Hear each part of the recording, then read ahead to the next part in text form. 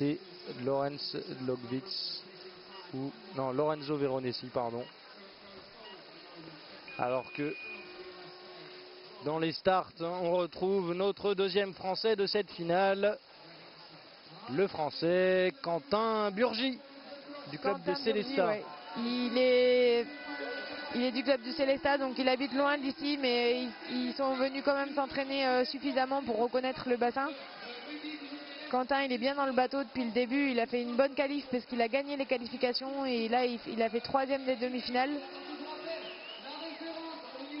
Mais une finale, comme on l'a dit tout à l'heure, c'est différent et donc là il va falloir encore faire preuve d'une bonne navigation.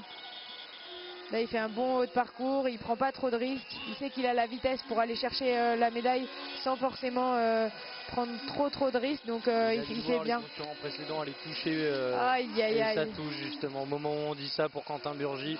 Il a touché avec le casque cette porte. Il a tendu la trajectoire à la 9 alors qu'il aurait fallu prendre un petit peu plus large. 2 secondes de pénalité encore une fois sur le haut de parcours.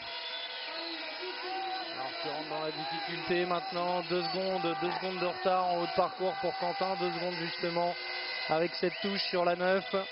Et là il est un petit peu bas, là il est un peu en retard sur la trace. Il va falloir relancer pour être en avance sur la trajectoire suivante. Ouais, là c'est bon, là c'est bien ce qu'il a fait là. Il a rétabli la situation, Quentin Burgy. Il rentre dans la fin de ce parcours, la porte 17 avec le stop. Là pour aller chercher l'Italien ça va être dur, mais une place sur le podium déjà, ça serait bien possible, pour Quentin Burgy. Allez Quentin, allez, tu es prêt à il a faire frappé un grand coup, il est quasiment assuré de son titre de champion du monde avec un temps de 104 secondes. Les places d'honneur par contre, je vous le rappelle. Voilà, il fait un très bon décalé. Michal Smolen. Donc là le sprint final. Allez, il faut tout donner Quentin. Ça va se jouer à quelques dixièmes de seconde vraiment. Et non, 3e pour le moment. 3e pour Quentin Burgy. Il est déçu le Français, oui c'est sûr. 3e, alors qu'il reste 2 concurrents à passer, Zeno Ivaldi, le plus fort des 3 Italiens, et Simon Brousse, le Slovène. Ça va être compliqué pour notre ami Quentin de rester sur cette 3e marche du podium qui nous permettrait de...